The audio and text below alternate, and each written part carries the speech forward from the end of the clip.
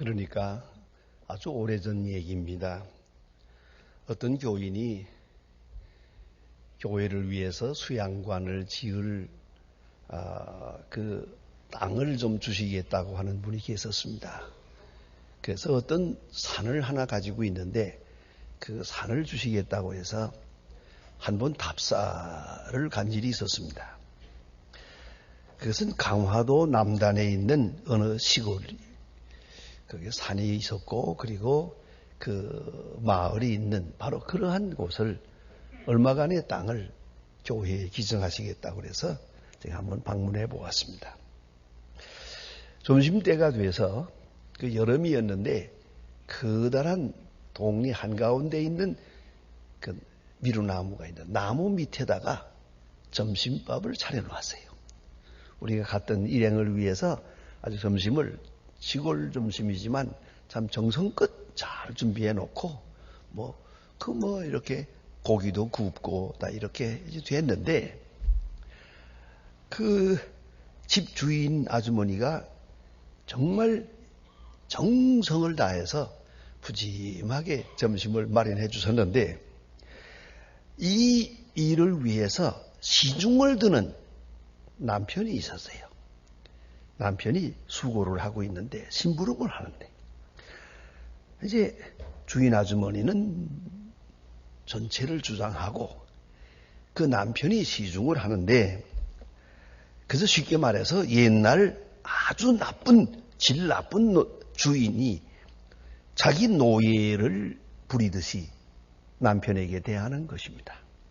이래라 저래라 그따위로 하느냐 그래가지고 밥 먹겠냐 얼마나 장한 구박을 하는지 심한 욕을 해가면서 이렇게 남편을 한마디로 부려먹는데 민망해서 앉아있을 수가 없어요. 밥맛이 다 도망갔어요. 앉아있을 수가 없었습니다. 부득불 가까운 분에게 물어보았습니다. 어떻게 이런 일이 있냐고. 알고 보니 이 집에서 이 결혼을 한 다음에 어린애가 셋이나 있는데 남편이 바람이 나서 서울로 가버렸어요. 가출을 해가지고 여러 여자와 동거하며 사업을 일으키고 하고 잘 지내다가 이제 다 잃어버리고 몸도 병들고 죽게 돼가지고 60이 넘어서 다시 본처를 찾아온 것입니다. 정말 문자 그대로 죽지 못해서 사는 세상이에요. 죽어 지내는 것입니다. 죽어 지낸다는 것이 무언가를 거기서 보았습니다. 후회와 죄책, 살아서나 죽은 것이에요. 그리 당당하던 남편의 위세는 없고 종도 아주 쓸모없는 종을 부리듯이 그렇게 구박을 받아가며 사는 한 남자를 보면서 참 같은 남자로 측은하게 여겼습니다. 여러분 다시 한번 생각해 봅시다. 죽지 못해 사는 인생, 죽어서 사는 사람 요새 많습니다. 그걸 살았다고 할 수 있어요? 그저 살았으니 살은 거지 그 기세 다 어디 갔습니까? 죽어 사는 거예요. 그건 죽지 못해 사는 거예요. 갈라디아 5장 24절에 보니까 그리스도 예수의 사람은 육체와 함께 정과 욕심을 십자가에 못 박았느니라 라고 말씀합니다. 육체의 정욕을 따라가면 마지막 이런 생이 되는 것이에요. 바른 길을 가지 못하고 그렇게 잘못된 생을 살고 보니 마지막에 정말 죽지 못해 사는 그런 비참한 운명이 되어버리는 것을 보았습니다. 울필 하스마이어라고 하는 분이 해피 에이징이라고 하는 유명한 책을 내놓았습니다. 해피 에이징, 아주 행복하게 나이를 먹는 법, 이런 것입니다. 세월을 살아가면서 지혜롭고 의미 있게 사는 생활 철학이 무엇일까? 저희 나이 든 분들 함께 생각해 보십시다. 50이 넘었거든 심각하게 들으세요. 이제 나이 먹으면서는 그 젊었을 때 같은 그런 생각으로 살아서는 안 되는 거예요. 역시 나이가 들면 지혜입니다. 이제는 힘이 아닙니다. 의욕이 아닙니다. 지혜입니다. 그래서 그런 지혜를 정신의 질서라고 표현합니다. 정신의 질서, 생각의 질서를 가지고 새로운 생각의 지혜로운 패러다임을 가져야 하겠다. 옳은 말입니다. 첫째는 자기가 원하는 것을 선택하고 선택한 것을 좋아하는 습관을 키워야 한다. 지금도 이것도 할 수 있고 저것도 할 수 있고 뭐 이래도 될 수 있고 그런 생각하지 마세요. 이제는 그런 때는 지났어요. 선택을 했으면 선택한 데 대한 책임을 질 뿐 아니라 이미 선택한 것을 즐길 줄 아는, 내가 사는 집, 내가 사는 마을, 내가 아는 사람, 그걸 즐길 줄 아는 그런 지혜가 있고, 동시에 그 외의 것은 버려야 되는 거예요. 이것저것 다 될 수 있을 것처럼 그렇게 아직도 허황한 꿈을 꾸어서는 안 되는 것이죠. 그걸 생각해야 돼요. 그래서 지혜로운 생각을 해야 한다. 두 번째는 단순함을 선택하라. 욕심을 버리고 소화할 수 있는 만큼만 먹어라. 관리할 수 있는 만큼만 가져라.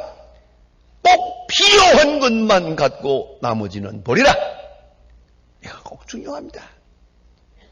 요새도 보니까 돈이 없어서 고민하는 게 아니에요. 돈이 너무 많아서 문제예요. 이 관리 능력을 벗어나는 거예요. 정신이 없어요. 참으로 불쌍해요. 어쩌다가 저렇게 수전노가 됐나? 안 됐어요. 나이 60이 넘어가지고도 아직 돈독이 올라서 이거는 불쌍한 사람이죠. 그게 무슨 소용이 있는데요. 적당히 먹고 적당히 소화하고요. 쓸 만큼만 있으면 돼요. 그 이상은 말하지 마라. 지위도 그렇지 않습니까? 감당할 수 있을 만큼만. 그래서 뭐 지위나 주어진다고 되는 게 아니죠. 네, 개인 경험을 하나 말씀드릴까요? 제가 소망교회를 은퇴한다 그러니까요. 5 대학에서 총장으로 오래요. 내가 그렇게 유명한 사람인 줄 몰랐지요. 아니 이 대학 저 대학 저 대학에서 총장으로 와달래요. 그래서 내가 지금 목회하던 사람이 웬 총장이냐고. 그건 나와 상관이 없다고. 더도 말고 4년만 그렇게. 천만의 말씀입니다. 아니옵시다. 그거 거절하는 것도 쉽지 않았어요. 그러나 내 마음 깊은 곳에는 택도 없어요. 그걸 내가 왜 합니까? 여러분, 요만큼은 포기하고 살아야 돼요. 지금 생각해봐도 그 총장 안 한 것이 얼마나 잘 됐는지 모르겠어요. 그러니까 여러분 만나잖아요. 여기서 설교도 하고 하던 일만 해야지 안 하던 결제할 필요가 없습니다. 세 번째가 중요합니다. 느림을 선택하라. 속도전을 포기하라. 제발 이제는 빨리빨리 그런 생각은 하지 마세요. 아주 느림보가 되세요. 너무 서두르지를 말어. 자연스럽게 물 흘러가는 대로 그렇게 합시다. 뭐 신문에 무엇이 나고 뭐 방송에 뭐 나온다고 호들갑을 떨고 뭐 다 끝난 것처럼 한 것처럼 그러지 마세요. 안 이럽시다. 또 다 된 것처럼 되긴 뭘 돼요. 그냥 느긋하게 기다려 봅시다. 이것이 정신 질서의 방향이에요. 지혜라고 하는 것이에요. 해피 에이징. 나이를 들었으면 적어도 이만한 지혜는 가지고 살아야 돼요. 오늘 본문에 보면 사도 바울은 말합니다. I am crucified with Christ. 유명한 말입니다. 제가 아주 좋아하고 늘 외우는 성경 구절입니다. 내가 그리스도와 함께 십자가에 못 박혔다. 내가 그리스도와 함께 십자가에 못 박혔다. 하루에 100번이라도 외워보세요. 그러면 모든 문제가 다 풀립니다.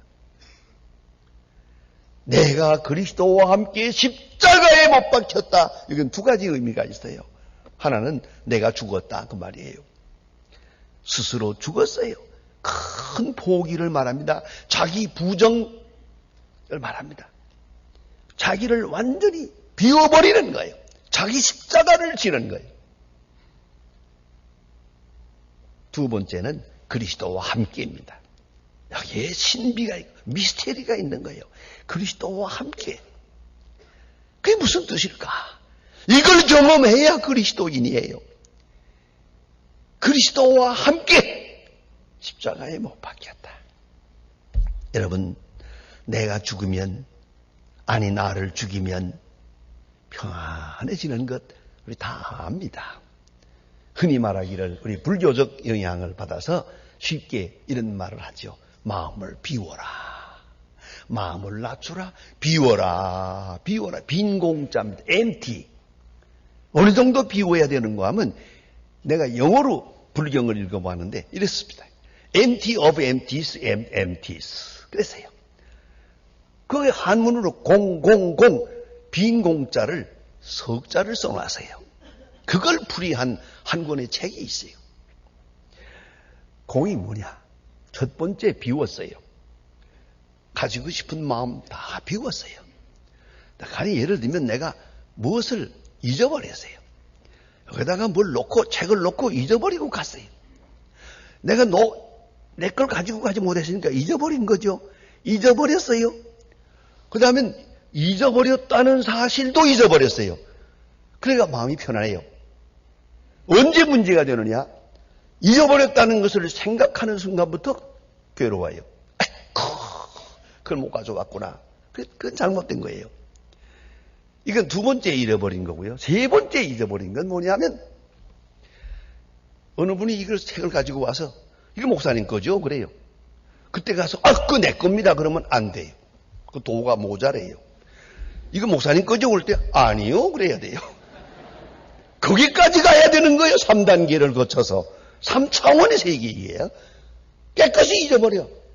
그래서 그러니까 아침에 일어나서도 이게 내 아내인가 내 남편인가 여보하고 불러도 당신 누구요? 그래야 된다 그 말이에요. 그게. 그것이 깨끗이 잊어버리라. 공공공 그랬어요. 자, 이게 이럴 수 있다면 얼마나 좋겠어요. 이게 사실이라면. 근데 배가 고파오잖아요. 그건 아니잖아요. 이거 말은 되는데 실천이 안 돼요. 실행에 옮길 수가 없는, 실효성이 없는 거라고요. 그래서 여러분 잘 아시지만 나를 죽이면 돼요. 마음을 비우면 돼요. 그래요. 비우면 깨끗이 비우면 되고 말고. 그러나 가능합니까? 이게 얼마나 어려워요. 아니 불가능해요. 소유욕, 탐구욕, 명예욕, 성취욕, 가장 중요한 것 자존심 잃어버려, 지워버려, 죽여버려. 그리고 산다면 얼마나 좋겠어요. 여러분이 가지는 고민들 가만히 보면 깊은 곳에 변변치 않은 자존심이 있어요. 어찌 생각할 때는 아직도 자존심이요? 자존심 끝난 지가 언젠데 그런데도 아직도 그 밑바닥에 그놈이 딱 걸려가지고 있어서 화가 나고 이러고 그래서 고민도 되고 잠도 안 오고 뭐 여러 가지가 이놈의 자존심 때문에. 그러잖아요. 사업이 망하는 게 문제가 아니에요. 망했다고 소문나는 게 문제라니까요. 안 그래요? 내가 병드는 게 문제가 아니에요. 암흑에 병들어 죽었대. 그게 뭐 괴로운 거예요. 그래 여자들은 병원에 입원해도요. 병원에 위문 오는 분을 거절하잖아요. 왜 거절하느냐? 내가 아파 죽는 건 좋지만 추한 꼴을 보이고 싶지 않다. 죽어도 화장을 하고 죽어요. 이게 여자의 마음이라고요. 이거 참 힘듭니다. 고자존심 말이에요. 그거요. 추한 꼴을 보이고 싶지 않은 거.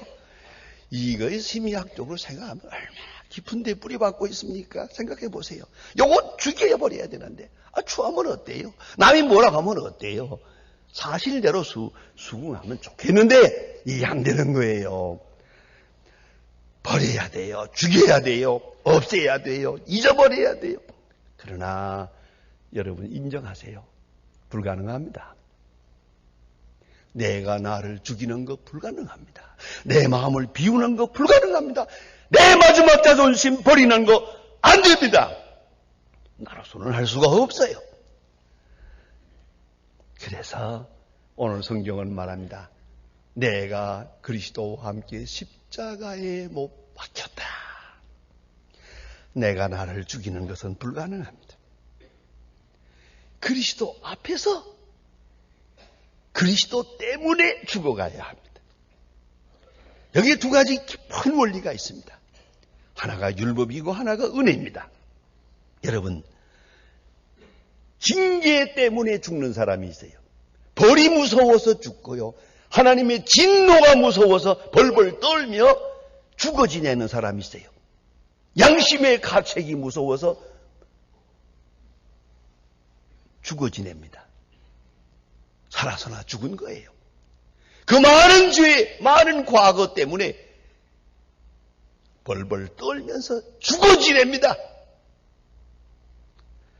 이것이 바로 율법이 나를 죽이는 거예요. 하나님의 심판 앞에, 하나님의 진노 앞에 내가 죽는 거예요. 사람이 죽는다 할 때 죽음이 무서운 게 아니에요. 지옥이 무서운 거지. 만약 천당 지옥이 있다면 난 지옥이다. 그래서 무섭고 죽어가는 사람들을 보면 얼굴이 새카매집니다. 왜? 지옥불이 보이니까. 그 순간 내가 죽어요. 진노 앞에서 죽는 모습이에요. 그런가 하면 또 하나는 은혜 앞에서의 죽음입니다. 사랑 앞에서. 그의 사랑이 너무나 커요. 받은 사랑이 너무 커요. 이 은혜의 방향으로 생각해 볼 때 그럼에도 불구하고 나를 사랑하신 하나님 가만히 생각하니 이것도 사랑 저것도 사랑이에요. 그러고 보니까 어느 사이에 사랑에 감복하는 순간에 나 자신이 사라져버려요. 이제 무슨 교만이 무슨 자기 자신이 뭐 욕망 같은 거 눈 녹듯이 다 사라져요. 여러분 이것을 경험해 보셨습니까? 이것이 기독교 교리의 원천적 의미예요. 십자가를 바라볼 때, 자, 보세요. 네, 율법을 계시해 줍니다. 너는 십자가에 죽어 마땅한 존재다. 죄인임을 가르쳐 줍니다. 진노 앞에 있는 나. 하나님의 진노가 십자가 위에 떨어졌습니다. 이것을 우리에게 계시해 주고 있습니다. 동시에 십자가의 값을 치르고 대신 죽어가면서 나를 살리셨습니다. 그 큰 은혜, 그 놀라운 은혜를 발견합니다. 그 은혜를 발견한 순간 내가 뭐 잘나고 못나고 할 수 있었고 없었고 뭐 그런 거 무슨 욕망 눈 녹듯이 사라집니다. 이걸 잊지 말아야 합니다. 예, 이것이 그리스도인입니다. 사랑 앞에 무슨 할 말이 있습니까? 그 엄청난 사랑 앞에 내가 나를 내세울 게 뭐 있습니까? 여러분, 탕자를 보세요. 탕자가 처음에 집에 돌아올 때 아버지가 그를 영접합니다. 그때 그는 율법적인 대답을 합니다. 아버지, 나는 하늘과 아버지께 죄를 지었기 때문에 아들의 하나로 맞아주시지 마시고 모승꾼의 하나로 저 요양간으로 가서 살도록 해주세요. 노예 중에 하나로 살게 해주세요. 하는 얘기를 합니다. 사실은 그것도 자격 없는 겁니다. 어쨌든 그런 나름대로 가책이 있어서 이렇게 말합니다마는 아버지는 말합니다. 아니다. 나는 너를 기다렸다. 돌아왔기 때문에 용서하는 게 아니라 용서하고 기다렸다. 죽었던 아들이 살아왔다. 잃었던 아들이 돌아왔다. 잔치를 하자. 아이고 보세요. 이 아버지의 마음이 이렇게 행복하고 기뻐하는데 이 아들이 그 앞에서 지금 자기 죄책에 매여 있을 수가 있습니까? 나는 이런 죄인입니다. 나는 이런 자격이 없습니다. 자격을 말하는 순간 벌써 그는 율법적 관계에 서는 거예요.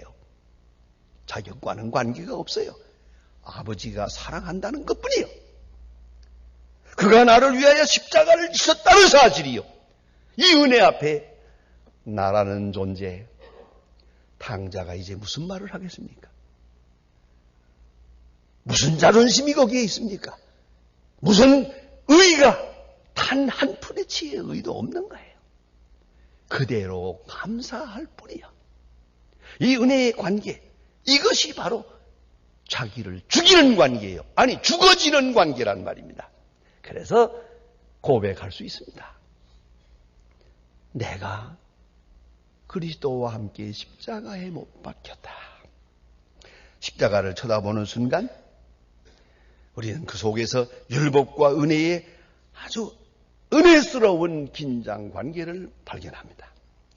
내가 사라지는 것을 봅니다.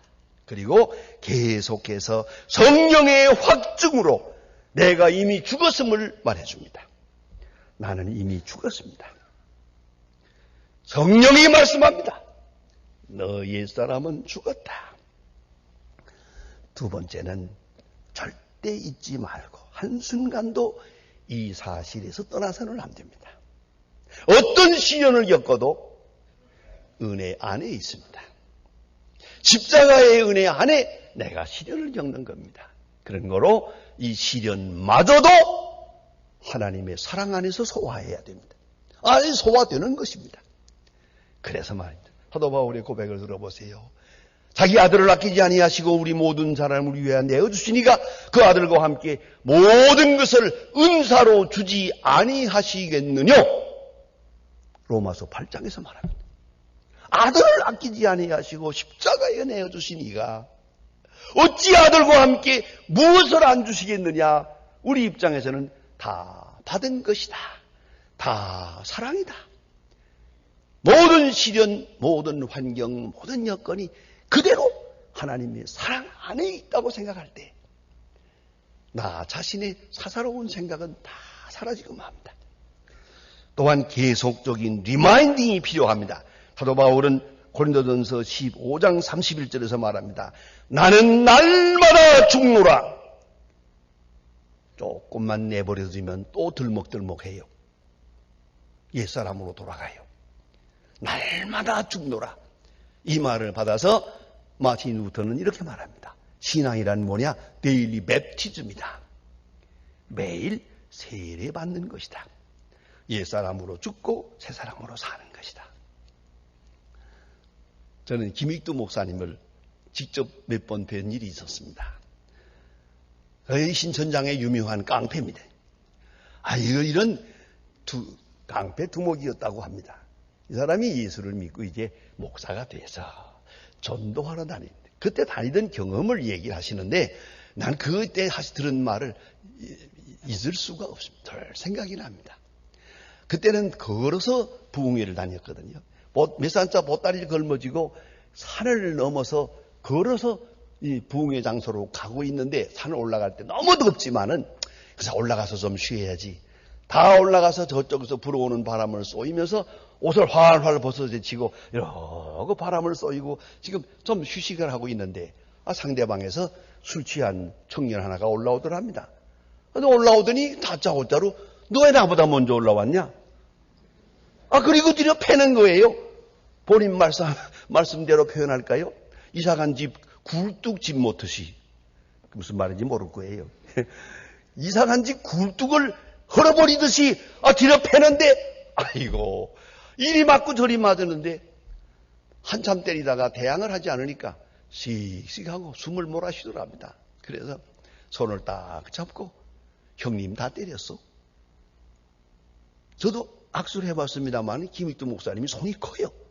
꽉 쥐면 손이 부러질 것 같아요. 이거 꽉 쥐고 나니까 벌써 알아봤지요. 그때 유명한 말을 했습니다. 예수는 내가 믿고 복은 자네가 받았네. 내가 예수를 안 믿었더라면 너 여기서 죽었어. 끝난 거다. 그런데 내가 예수를 믿었기에 내가 살아서, 내가 죽었으니 네가 살았다.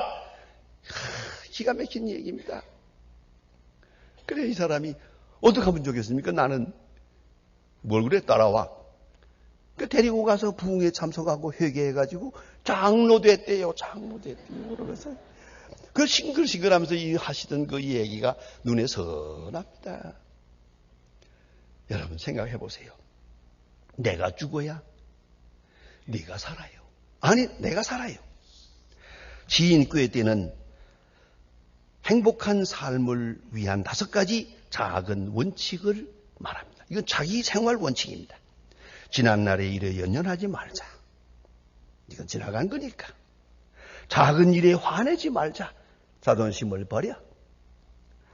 인생은 현재의 연속이다. 현재를 감사하며 살자. 현재가 하나님이 내게 주신 축복이다. 사람을 미워하지 않는다. 나는 심판주가 아니니까. 미워하는 순간에 내가 사는 세상을 미워하게 될 것이니까. 5번째는 최선을 다하여 미래는 하나님께 맡기는 것이다.